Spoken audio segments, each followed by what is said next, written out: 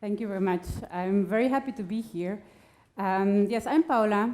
I'm a data scientist employed in a company, but also a freelancer giving talks and workshops on data visualization, data communication. And in case you're wondering about the last name, I am German, but I'm also Mexican. I'm originally Mexican. But the characteristic that brings me here is that I love data.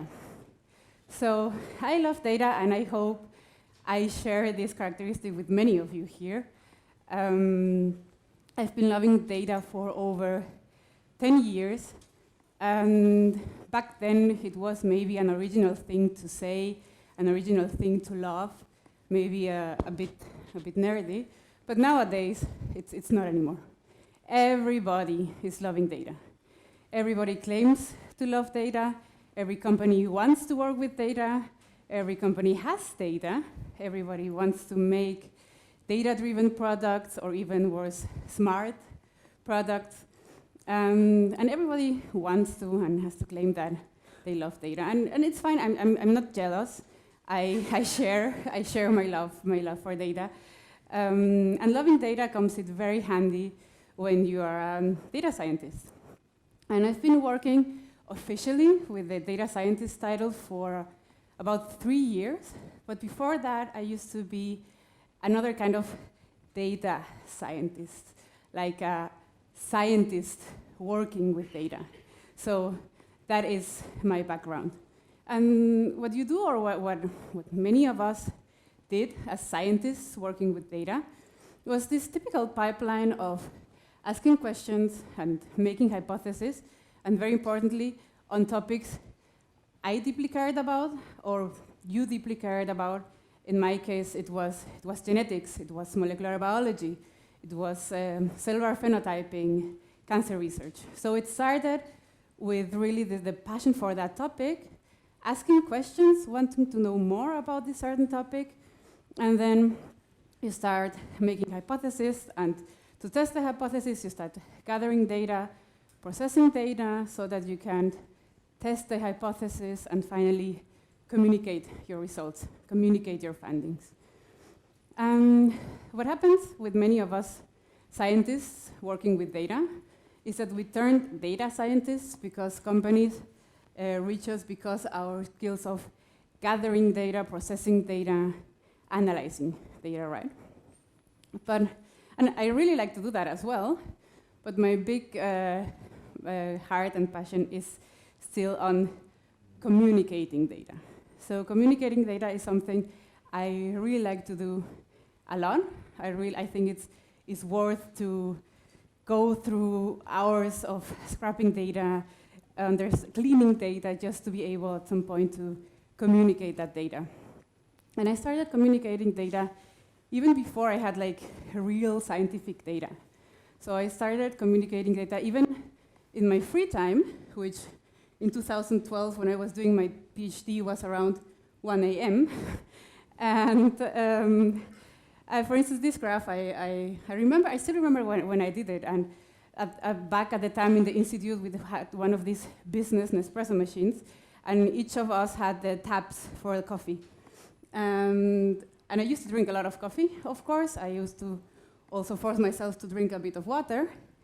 And what happened when I was out of this coffee pad was that I would drink maybe one coffee from a friend, but then I would, by instinct, still go to the coffee machine with my water bottle, and I would just fill the water bottle and just drink some water, yeah? So my total liquid consumption was always highly increased when I was out of coffee pads.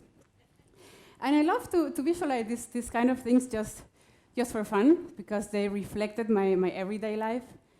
On a bigger project, many years later, I did this large data visualization, infographic kind of thing.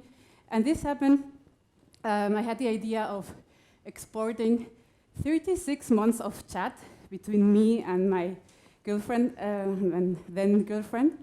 And I processed it, cleaned it, analyzed it, make language analysis, some kind of sentiment analysis, word clouds, use of emojis, use of certain words. And because it was December was approaching, I turned this into a big, big poster, like a A3 poster, and I made an advent calendar out of it. So an advent calendar is a German thing. Right? Thank you. It's a German thing that you use to count the days until Christmas, right? And normally you have a thing where you open a door and see something. And so she had every day, she could open the calendar and learn something new about our relationship, something database about the relationship, and then you had like this big picture where it was very, very evident that our relationship or our life was better together. And this was also the title, and this is when I asked her to marry me. And luckily, she said yes. Thank you. Thank you, thank you, thank you.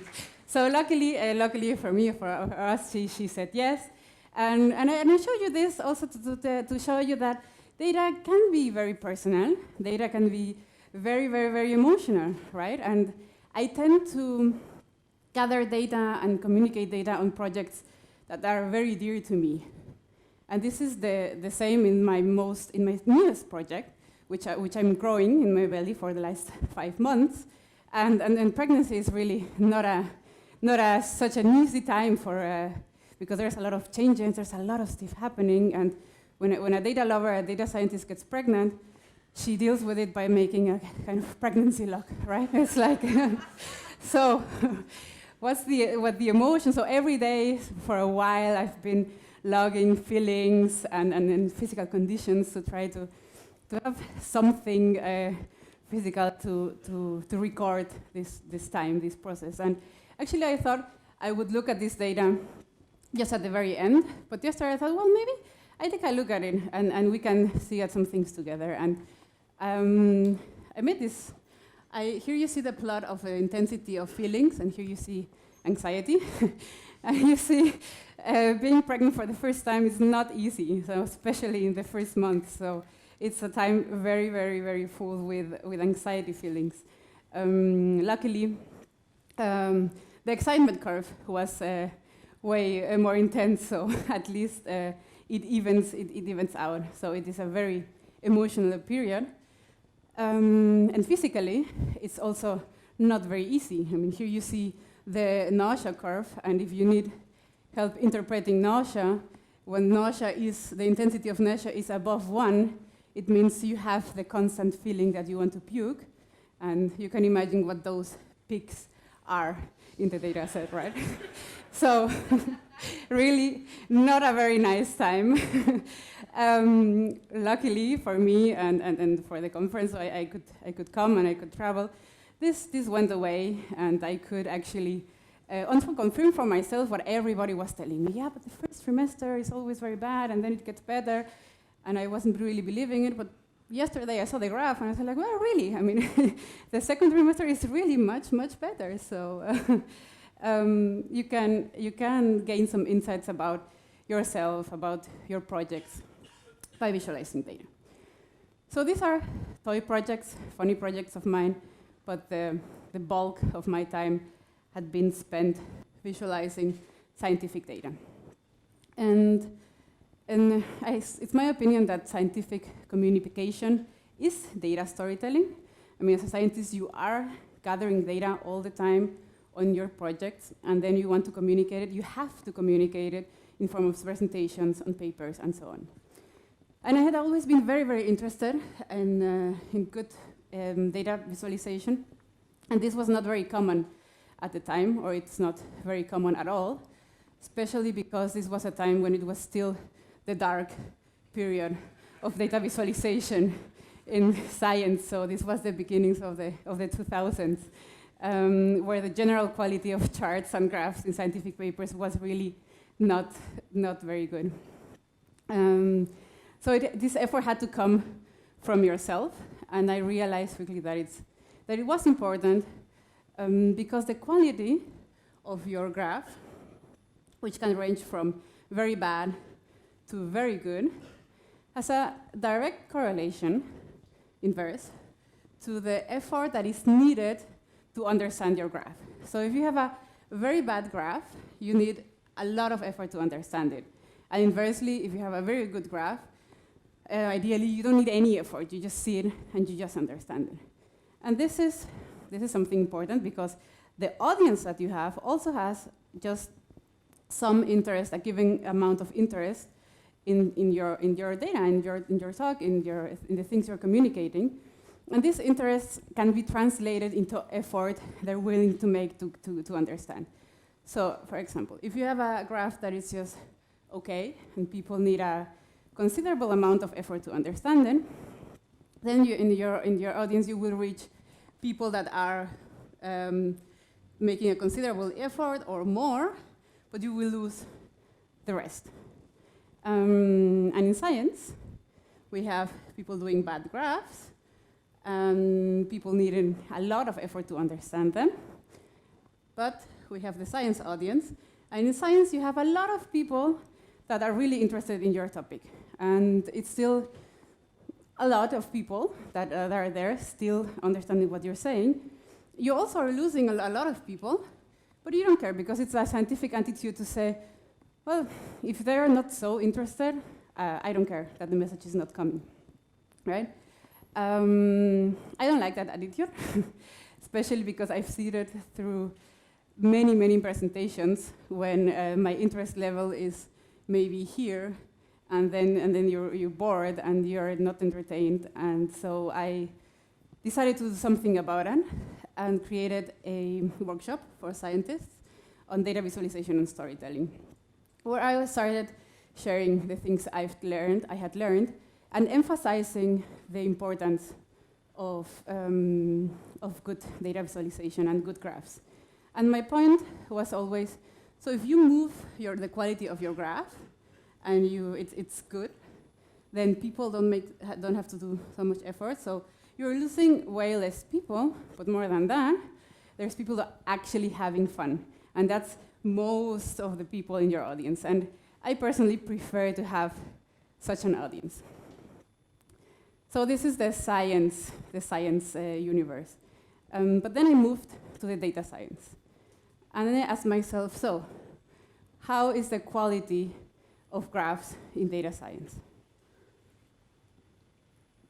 And I have after some months working in data science, I had my personal opinion about that. But there's also more experienced and important people with their own opinion, like Elijah Mix, who is a senior data visualization at Netflix, engineer at Netflix. And he has a very interesting blog post that I recommend you to read, where he defines the 7 kinds of data visualization people. And he describes groups like the Tableaux and masters, who are these business analysts who can make any kind of report in Tableau or Power BI. Or the media statics, who are the journalists. Nowadays all big journals have a data visualization team whose job is to communicate data stories to the broad audience. He also has, interestingly, the group called the Italians, who are concentrated on the beauty and art and the understanding of data is maybe secondary to the aesthetic appealing of it. And finally, he has the data scientists. And very sadly, he describes the data scientists by saying, data scientists brought a disdain for spending even a penny on design. And then he has this known graph about climate change, and he cites, who knows how many climate disasters could have been avoided with a better background and 10 minutes of color theory. So this is the popularity that data scientists have in the data visualization world. And I can confirm it, but then I was a bit confused because of coming to this conference, because I thought, oh no, I would be surrounded by Italian data scientists. So, what are they? So what's their style? Is it more like this or more like that? And because one, I'm curious, and two, the rest of the talk is based on this, I really want to know that. So I want to ask all of you Italian data scientists or Italian people working with data to stand up.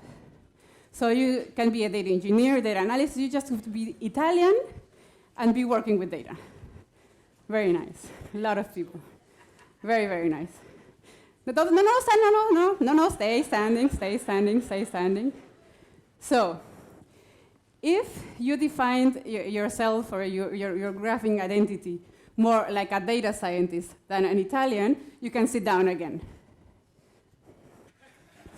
So is it more like this, or is it more like this? So to the 3 people standing up, I really want to talk to you after the talk. But most of you sat down already. Thanks a lot. So proving that even Italian data scientists, even them, the quality of their graphs is actually also rather in the not so good, bad region. Yeah? And you would think, I mean, maybe this comes familiar. This constellation comes familiar. So you have, you could say it's identical to the science constellation, right? And you could think that, except that the business audience is not the same as the scientific audience, right? You might have this very motivated intern that really, really cares about your topic and the data, but your stakeholders, people deciding, people that actually decided to invest on everything, on all these data-driven products, they don't have a lot of time and they don't have a lot of interest on really diving into your product, so they're more in the a bit or zero. So you are actually losing the bulk of the important people. And that's tragic. And this means that ideally, in data science world, we would need everybody being very good at data visualization to be able to communicate to the bulk. So we've reached the point where I've told you data visualization is very important in data science, and with very good data visualization skills, you could communicate with your audience. That would be super nice for me, right? I am a data scientist, working since 3 years as a data scientist with business audiences, and I've, in parallel, been giving courses on data visualization, so I should be fine. Truth is, it's not really like this. And I will tell you how it's not by telling you a story, which I call the vegetable granola bar incident. And so if you're wondering what's a vegetable granola bar, so this is a granola bar, like it's a bar made of cereals and fruit, and there's this new innovative thing of making them out of vegetables as well. And you can have several different ingredients. And you might also be wondering, does a vegetable granola bar company really need us a data scientist? And came there as a consultant, and I realized that, well, maybe, because there is some data. If you go to Open Food, you can see like the ingredients of all the competition bars, and that all have the same ingredients in some kind of space. So I was like, oh, that's nice. I mean, I love data, so I even love vegetable granola bar data. And I said, like, well, I mean, we can do something with this. Yeah? So I started processing them, and I ended doing like a PCA analysis, and I had this PCA plot, and I had the ingredients, the 7 ingredients, and the direction of it, and then I mapped also our plots to see where we were moving in space. And because I knew data visualization was important, right away I made like an interactive plot with Plotly, where people could explore the competition, see the ingredients of the competition, and so on. So I said, like, oh, well, this is very cool. I also checked if there were some clusters, and it was like, man, not really so important. But the very, very cool part was when I found out I also had variables and data on flavor and on sales and preferences, and then I mapped everything onto this space. So it was like, whoa, this is great. I mean, even this data can be great. So I packed everything in a notebook, and so an HTML notebook, and I explaining my whole processes, all the mappings, everything, and I uploaded it to the company wiki. And I said, okay, let's see what happens. What happened was nothing. So nobody looked at the document. And I thought, okay, I mean, people are not very used to open these HTML files and navigating everything, so I made a fancy HTML presentation out of it, where you can just navigate the slides and also navigate the company and so on. And what happened was nothing. Yes, so I was like, okay, so maybe these people don't really love data the way I do, and maybe this is not important at the moment. They are a small startup, they have other things to do. And I kept on working on different things until one time when we were in a meeting, and they started discussing about a spinach distributor and if they should increase the cooperation with them, with collaboration, if they should increase the spinach thing. And they were like, yeah, it would be so good to know, about the spinach. And like, wait, we have data for that. We know what the competition has, and we know what we have. And I showed them the thing that was lying for weeks in the wiki, and like, this is very nice, but what would be really, really cool is to have that with the sales data. And it's like, yes, we do have that as well. Yeah? So at that moment, I felt the data love coming from their part, like, oh, wow, it's true. So there are bestsellers here with spinach and kale, and we don't have any bars there. So it might be worth to increase our collaboration with the spinach distributor to have more spinach in our granola bars. And then they were just so happy about that. And I stood there wondering, like, what happened? Yeah? What was different? And coming to the conclusion that if I had this one graph from the very beginning, let's pour more spinach into our granola bars, then we could have spared, I could have spared myself frustration or actually wondering why nobody was interested in the analysis and everything, and they would have noticed much faster the importance of having a data science consultant in there, right? So what's different? What's different is that this kind of graph is, it was embedded in a context, so the context was they were already asking themselves the questions, do we need more spinach? It was very, very relatable because it was their business question at the moment. It was simple, and it was very actionable, so they knew what to do. Just after seeing the graph, they knew what to do. And in simple terms, this was a story presented for them. And so I redid my business audience. Actually, the most important stakeholders are even actually beyond the reaching zone. And it's only like with a good story that you could actually bring them into the space where you can communicate with them. You can only communicate with them if you find the story that they are looking for, the story that will make them understand the importance. And story and storytelling are very hyped topics right now in the data visualization. I think when I always have, I am teaching also storytelling, but I know the difficulty, right? We are analytical people. We're working with numbers. It's difficult to then talk about stories and emotions and contexts and so on. But then I thought, actually, it's not very different to what we did in the case of the science, what we did before.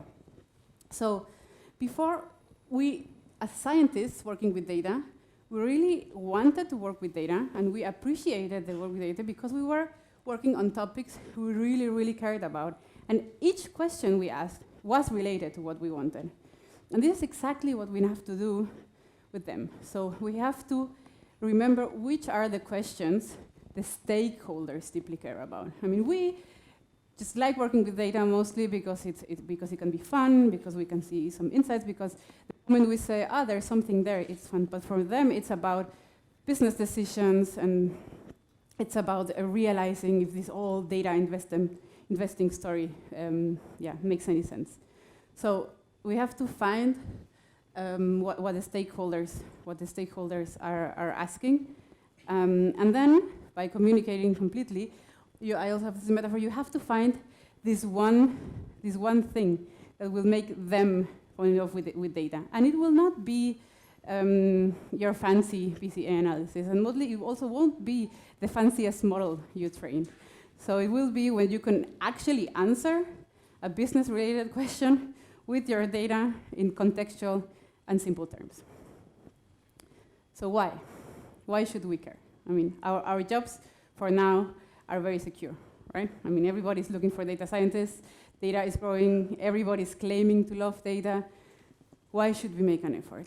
And I think that we should do it for ourselves, because if we can share our love for data while increasing the data literacy around from our stakeholders, from the people around it, even from our friends and family, right? Then we have a higher job satisfaction. Because the things we do are also appreciated for the things they are, for the value they can have. And then we also would have a higher job satisfaction beyond the models we are applying, or beyond this. So now I want to tell you that let's be better.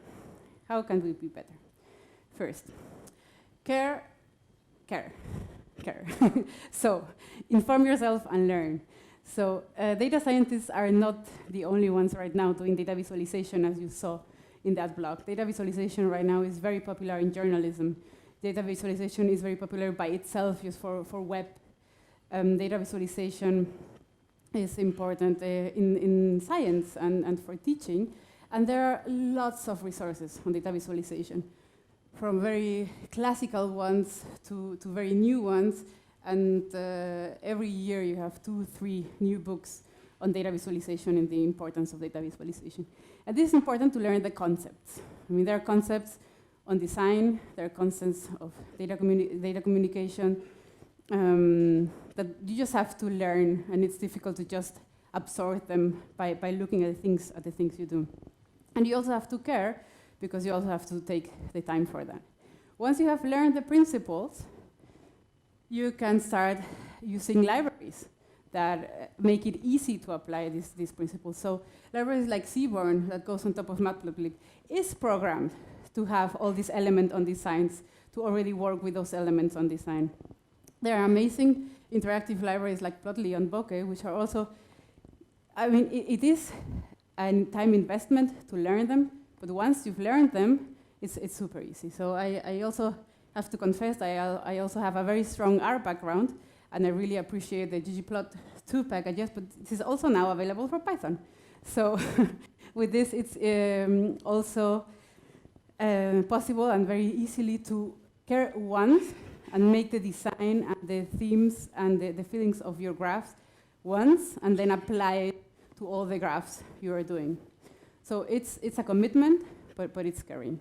And like in all other fields that we're working, that are moving very, very, very fast, things in data visualization are also moving very fast, but there's a huge community on data visualization. There are podcasts, there are data visualization experts, there's even a newly founded data visualization community, and that everybody can join, and where you can learn from the very, very experts.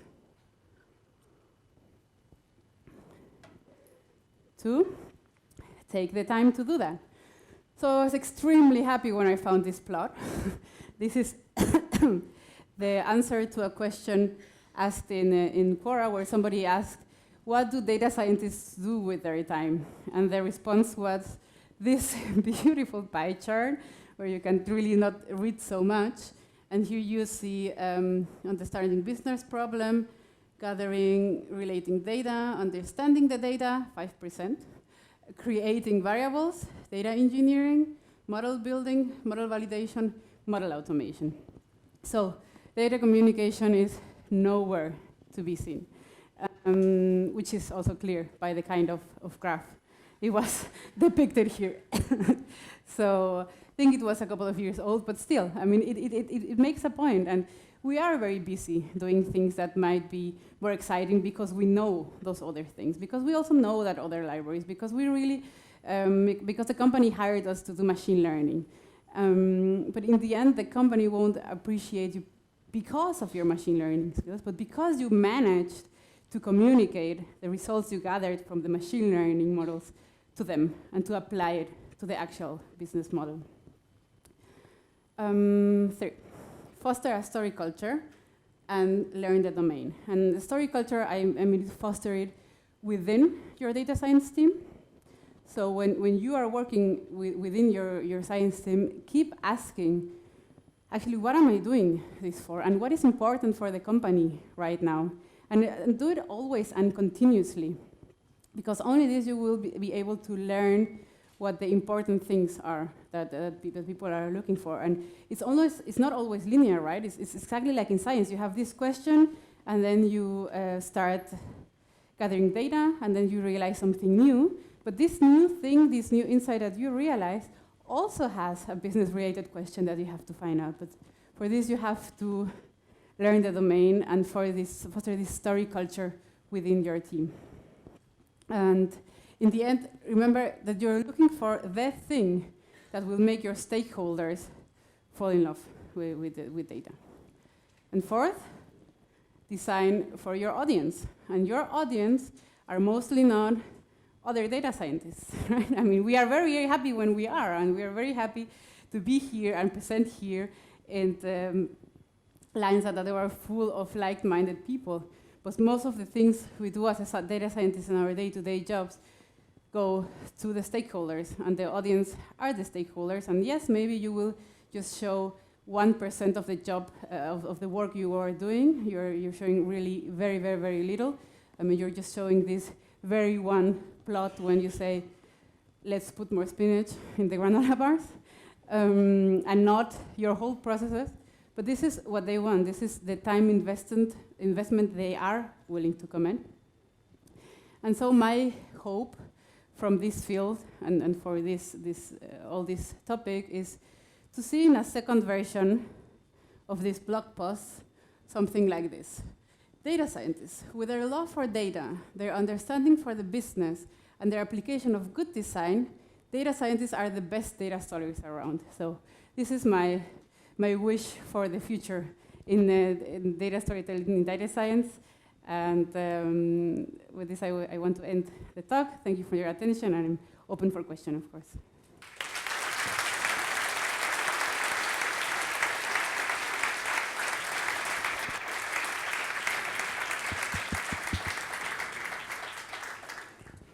Thank you very much for the amazing talk. We have time for questions. Is there any question?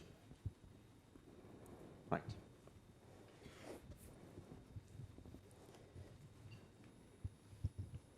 Yeah, thank you very much for your very inspirational talk. You put great emphasis on this data storytelling, and I totally agree that this is a very necessary thing of the whole process. I was wondering if you could share some insights about how to caution ourselves against telling faulty stories. I mean, there's this very famous plot of pirates versus climate change, and one is tempted to tell a story there, but it's just not there. And due to the professional touch, if the right person tells the stories, people might actually believe it. So just wondering what's your insight here? Of course, it's of course a double-edged sword, right? When you also have the skills to tell a better story, you have to also be careful to tell the true story. And one of the fathers of the data visualization field, Edward Tufte, he also says, above all, show the data. So it's the concept of graphical integrity. So the first thing you have to be sure about is to be telling the truth about your data. This is the one first thing. And from there, you can go and see where the stories go. But yes, so being truthful to what is there is the very, very first point. And you're right. Also because stories also tend to be fictional, right? Or we have a lot of fictional stories. Yeah? And this is not the kind of stories we want to tell right now. I mean, we want to tell evidence-based, data-based stories. So if you keep truthful to what the data says, you shouldn't have a problem with that.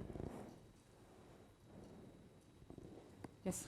Hi, thanks a lot for the talk. It's really, really great. I have a question. You mentioned data literacy. Mm-hmm. And I have a question, which is, once you have done a good graph and you have showed it and they're like, yes, we want more spinach. Mm-hmm. And then they ask you, how did you get this information? And you have to explain it. Do you have some tricks on how to educate people on the job and give them an explanation they can actually understand? Yes. So once they want to know, once they ask the question, how did you do it?